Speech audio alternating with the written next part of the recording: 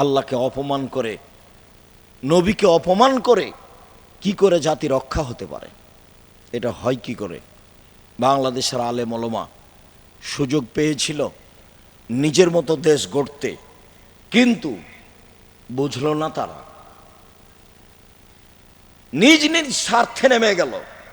সবাই বসে, যারা মনে করে আমরা কোরআন হাদিস বুঝি, হানাফি হোক, শাফি হোক, মালিকি হোক, হাম্বলি হোক, যেই হোক না কেন, তারা যদি নিজ স্বার্থ ত্যাগ করে বাংলাদেশের মাটিতে পরামর্শের ভিত্তিতে নেতা নির্বাচন হবে, এই পদক্ষেপ যদি তারা হাতে নিত, তাহলে যারা গাদ্দারি করছে, করেছে, করবে, এরা সুযোগ পেত না। কিন্তু আমি আর আপনি তো সুযোগ নিলাম না। শুধু খালি ছেলেগুলো জীবন দিল, মানুষগুলো জীবন দিল, পানি লাগবে, পানি লাগবে, পানি লাগবে। সুযোগকে মাটির সাথে মিশিয়ে দিল। সবাই নিজ নিজ স্বার্থ নিয়ে চলল ধর্মের নামে। অবাক কথা, দেশের মুরগি জ্বালিয়ে দিয়ে ইন্ডিয়া থেকে ডিম নিয়ে আসতে হবে, এরাও নাকি দেশ চায়। দেশের কলকারখানা বন্ধ করে ইন্ডিয়া থেকে সব কিছু নিয়ে আসতে হবে, এরাও নাকি দেশ চায়। দেশের টাকা পয়সা বাহিরে দিয়ে দেশের শাসন ব্যবস্থা চালাতে হবে, এরাও নাকি দেশ চাই। এর চেয়ে ধোঁকাবাজি, এর চেয়ে মুনাফেকি, এর চেয়ে জুয়াচুরি, এর চেয়ে শয়তানি আর কি হতে পারে? জাতির সাথে মুনাফেকি করে বিদ্যা দেখাও তুমি, জাতির সাথে মুনাফেকি করে নির্বাচন দেখাও তুমি, জাতির সাথে মুনাফেকি করে নেতৃত্ব দেখাও তুমি। এটা তোমার একটা আস্ত ধোঁকাবাজি।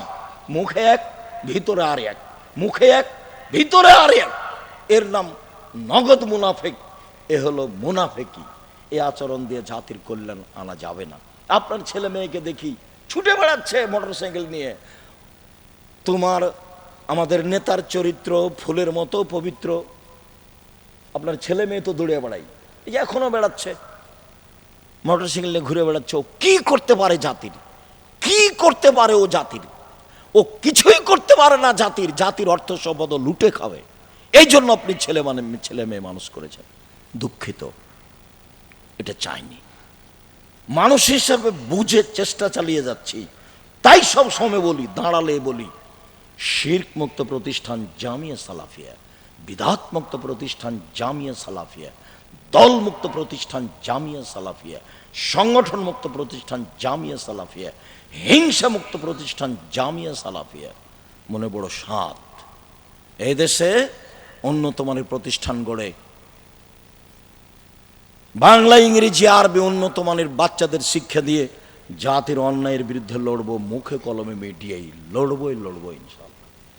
কতটুকু সফল? সফলতা যার হাতে আছে সে বুঝবে। সফলতা যার হাতে আছে ও বুঝবে।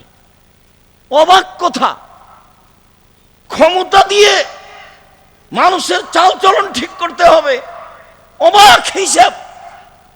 ফেরাউন ডুবে গেছে, মাঠ তো দখল হয়ে গেছে। মুসা আলাইহিস সালাম করলেই তো হয়। নদীর উপরে গিয়ে বালুর চরে চরে ঘুরে বেড়াচ্ছেন কেন? মান সম্মান নিয়ে রাসূল সাল্লাল্লাহু আলাইহি ওয়াসাল্লাম কোনোদিন কথা বলেননি। কারোর বিরুদ্ধে তিনি কথা বলা প্রয়োজন মনে করেননি। তিনি জানতেন যে একবারে খাঁটি মুনাফিক, তারপরেও তিনি তাকে বের করে দেননি। এইটা তার অভ্যাসের বাইরে ছিল। রাসূল সাল্লাল্লাহু আলাইহি সাল্লামের বৈশিষ্ট্য, খাসলাত, নীতি, গতি এরকম ছিল না।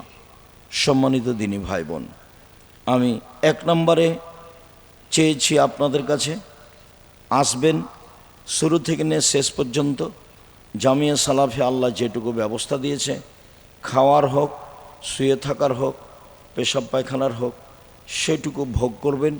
একটু কষ্ট হলে এখানে থাকবেন, এটা আমার ঐকান্তিক কামনা।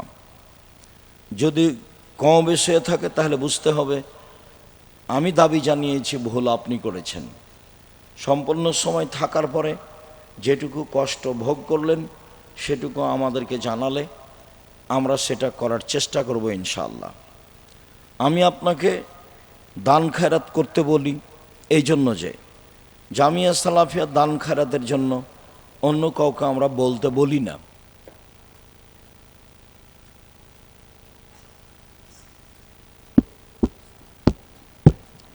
আমরা অন্য কাউকে বলতে বলি না, সবসময় আমি বলে থাকি। দেশে বিদেশে যেখানেই যাই আমি জামিয়া সালাফিকে সাথে নিয়ে যাই। জামিয়া সালাফের ভালোবাসায় নিজেকে বিলীন করেছি বলে আমার মনে হয়। আল্লাহকে বলছি, তুমি ভুল ত্রুটি মাফ করো, জামিয়া সালাফিকে কবুল করো। তোমাকে মানুষ চিনবে, তোমাকে মানুষ জানবে, তোমাকে মানুষ মানবে। এ আশায় জামিয়া সালাফে গড়েছি, গড়তে যাচ্ছি, গড়ব ইনশাআল্লাহ। তুমি এটুকু কবুল করো।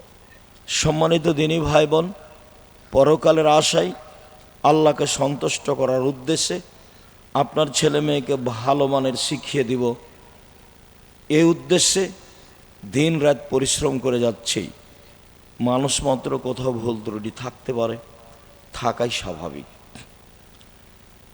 কাজেই আমি চাই আপনার যাওয়া আসাটা একমাত্র আল্লাহর সন্তুষ্টির জন্য হয়ে থাকে, এইটা আমি আপনার কাছে ঐকান্তিকভাবে দাবি রাখি। অন্যান্য প্রোগ্রামে গেলেন, গল্প করলেন, ঘুরলেন ফিরলেন, হাট বাজার করলেন আর চলে গেলেন, এটা আমি চাইনি, কোনো সময় এটা চাই না। এটা আমার প্রথম কথা। দ্বিতীয় কথা হলো এই যে কি আমল শিখলাম, কি আমল করব, তাতে বক্তব্য যা শুনলাম, যা বুঝলাম, এতে যদি কিছু উপকার হয়ে থাকে সেটা পালন করার চেষ্টা করতে হবে। আমি জীবনে কোনো দিন খ্রিস্টান আব্রাহাম লিঙ্কনের কাল্পনিক পদ্ধতি, নির্বাচন পদ্ধতিকে পছন্দ করিনি। এর বাস্তবতা আমি খুব ভালোভাবে জানি। আমার চোখের সামনে নির্বাচনের নাম দিয়ে মানুষ মানুষের রাস্তাঘাট বন্ধ করে, মানুষ মানুষকে জেল হাজত দেয়, মানুষ মানুষকে মারে, মানুষ মানুষকে হত্যা করে, মানুষ মানুষের টাকা পয়সা লুটে নেয়, মানুষ মানুষের মান ইজ্জত লুটে নেয়। কত ধরনের অন্যায় আছে, সর্ব ধরনের অন্যায় মানুষ লিপ্ত হয়। একজন আর একজনের সব সময় মুখামুখি শত্রুতায় থাকে। আসলে যারা এই নির্বাচন পদ্ধতি তৈরি করেছে তারা এগুলা আমাদের উপরে চাপিয়ে দিয়ে তারা ফিরিয়ে আছে। আমার অনুমান যে আবদুল্লাহ যখন বক্তব্য দিচ্ছিল গত রাতের আগের রাতে, তখন মোটামুটি ভালোই বুঝেছি ঘটনা কি, এমন কেন হচ্ছে, এমন কেন হচ্ছে। এইটাই তো তারা চাচ্ছে, যার কারণে হচ্ছে। রাসূল সাল্লাল্লাহু আলাইহি সাল্লাম তো এইটা চায়নি, যাতে মানুষের উপরে মানুষ ক্ষিপ্ত হবে, মানুষের অর্থ সম্পদ মানুষ লুটে নিবে, মানুষকে মানুষ জেল হাজতে দিবে। এটা তো রাসূল সাল্লাল্লাহু আলাইহি সাল্লাম চাননি। এটা তো শিষ্টাচার নয়, এটা তো আদব কায়দা নয়। রাসূল সাল্লাল্লাহু আলাইহি সাল্লাম বলছেন, আলা তাসমাউনা, আলা তাসমাউনা, আলা তাসমাউনা, তোমরা শুনছো না, তোমরা শুনছো না, তোমরা শুনছো না, আন্না সাজাজাতা মিনাল ঈমান। সাদা সিধে, সাদা সিধে চলা, থাকা, খাওয়া, পড়া, কথা বার্তা সব হবে ঈমান। আর যখনই একটু উলটপালট হবে তখন তা আর ঈমান হবে না। ভদ্র আচরণ, নম্র চালচলন, ভালো আদর্শ, ভালো চালচলন, মধ্যম পন্থায় চলা, ধীরস্থিরতা অবলম্বন করা, নবীগণের স্বভাবের 24 ভাগের 1 ভাগ, 25 ভাগের 1 ভাগ। সম্মানিত দিনী ভাই বোন, আমি আপনার কাছে চেয়েছি এইটা যে মানুষের প্রতিশোধ নেব না, প্রতিবাদে যাব না, হক হিসাবে যতটুকু বলতে পারি তা বলবো। প্রতিবাদ করে, প্রতিদ্বন্দ্বিতা করে হক বলবো, এটা আমি চাইনি। প্রতিশোধ নিতে হবে না কারো। মানুষ অন্যায় করেছে, ধৈর্যের পরিচয় দিতে হবে, ছাড়ে থাকতে হবে, ছাড়। সচ্ছল অসচ্ছল অবস্থায়, সচ্ছল অসচ্ছল অবস্থায় দান করে যে সে জান্নাতে চলে গেছে।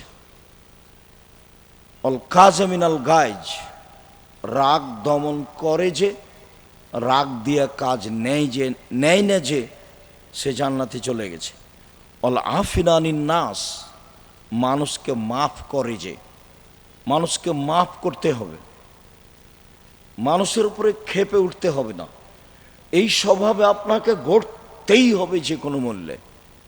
ছেলে মেয়ে, আহাল পরিবার, দেশবাসী, গ্রামবাসী, এলাকাবাসী, প্রতিশোধ নিতে হবে না। সচ্ছল অসচ্ছল অবস্থায় দান করতে হবে, রাগ দমিয়ে চলতে হবে, মানুষকে ছাড় দিতে হবে, মাফ করে দিতে হবে। আল্লাহ তাআলা এই তিনটাকে জান্নাতের মাধ্যম হিসাবে উল্লেখ করেছেন। আমি দ্বিতীয় যেটা বলতে চেয়েছি সেটা হলো এইটা যে প্রতিশোধ নিব না, ছাড় দিয়ে যাব, মাফ করে দিয়ে যাব। শিষ্টাচারে 1 নম্বরে থাকার চেষ্টা করব, জরুরি প্রয়োজন ছাড়া।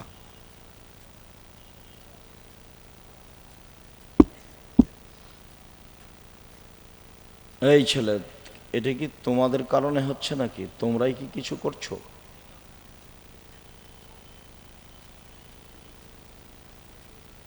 সম্মানিত দিনী ভাই বোন, অবশ্যই ছাড় দিতে হবে, প্রতিশোধ নিতে হবে না।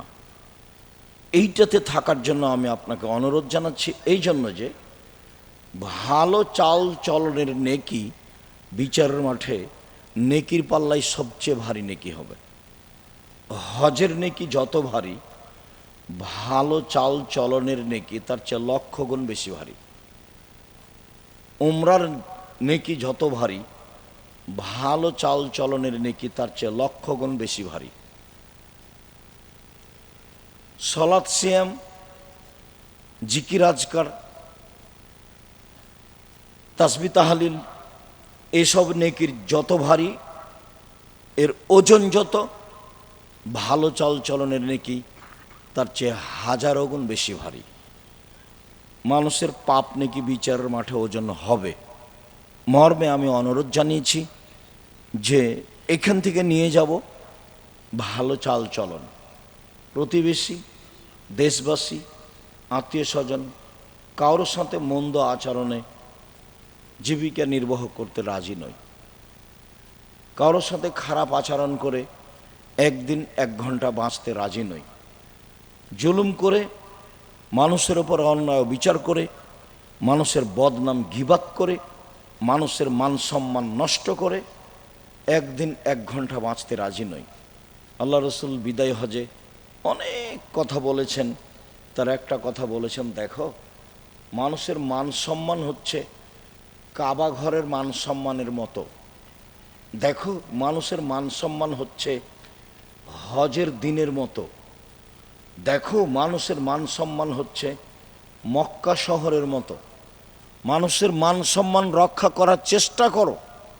জাহেলিয়াতকে ভেঙে দিতে হবে।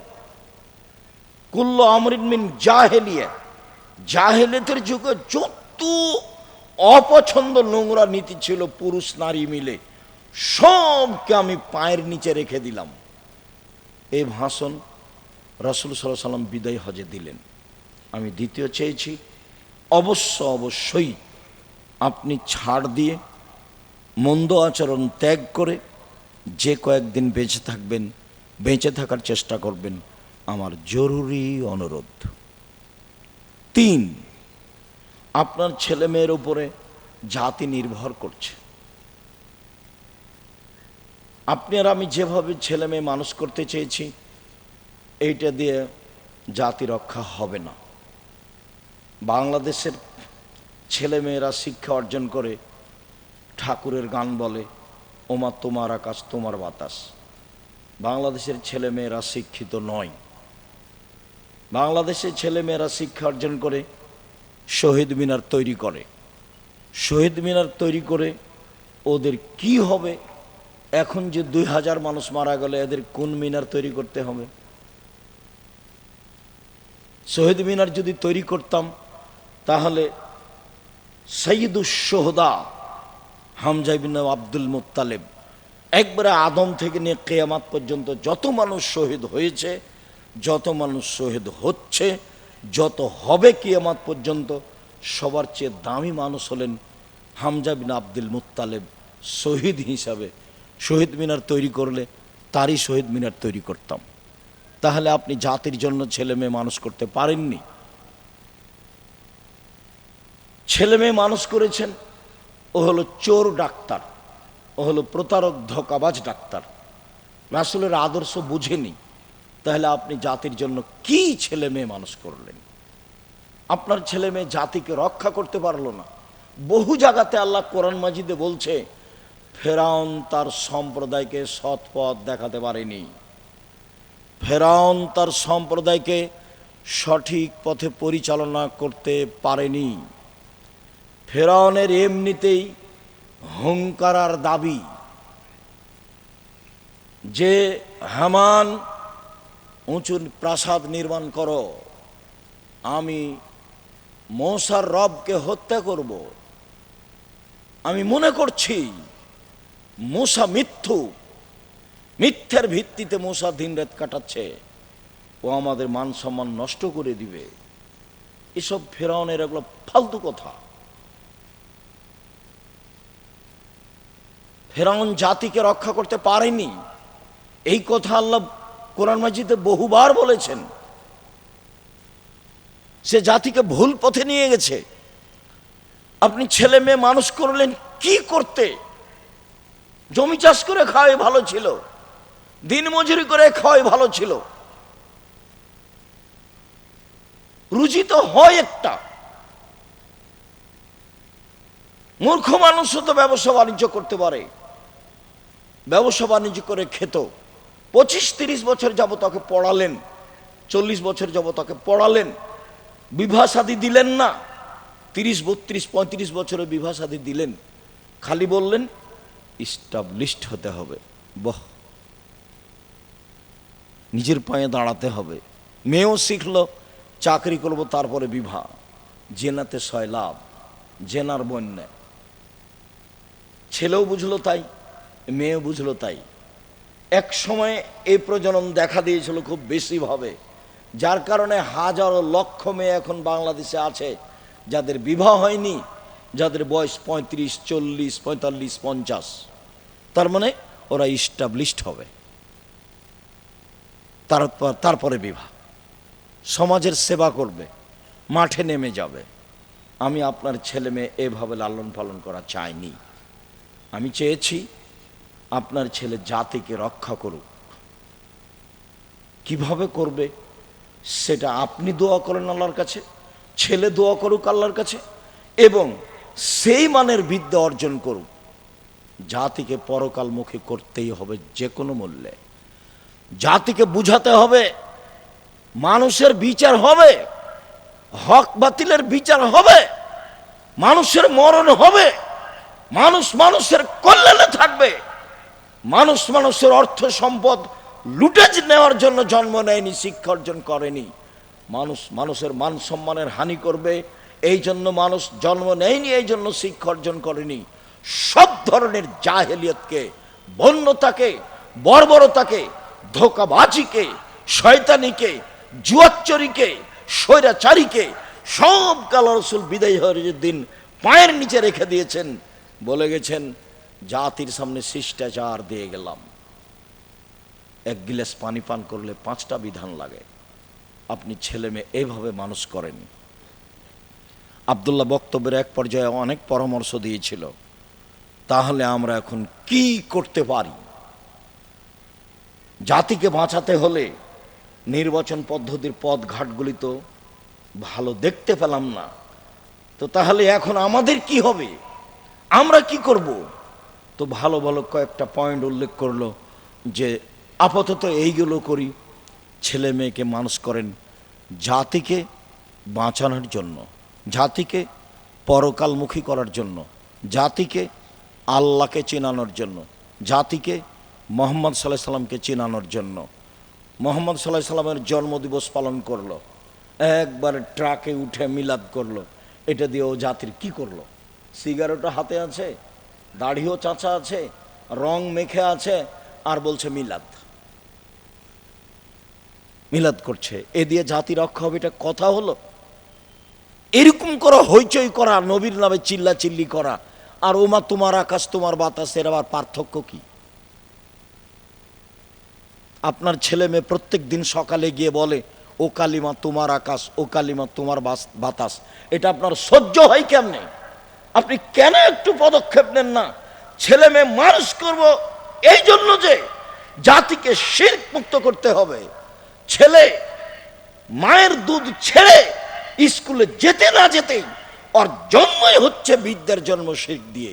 কি করে জাতি রক্ষা হতে পারে? আল্লাহকে অপমান করে, নবীকে অপমান করে কি করে জাতি রক্ষা হতে পারে? এটা হয় কি করে?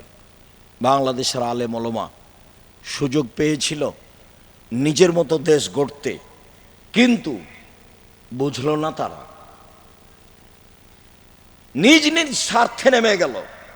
সবাই বসে, যারা মনে করে আমরা কোরআন হাদিস বুঝি, হানাফি হোক, শাফি হোক, মালিকি হোক, হাম্বলি হোক, যেই হোক না কেন, তারা যদি নিজ স্বার্থ ত্যাগ করে বাংলাদেশের মাটিতে পরামর্শের ভিত্তিতে নেতা নির্বাচন হবে, এই পদক্ষেপ যদি তারা হাতে নিত, তাহলে যারা গাদ্দারি করছে, করেছে, করবে, এরা সুযোগ পেত না। কিন্তু আমি আর আপনি তো সুযোগ নিলাম না। শুধু খালি ছেলেগুলো জীবন দিল, মানুষগুলো জীবন দিল, পানি লাগবে, পানি লাগবে, পানি লাগবে। সুযোগকে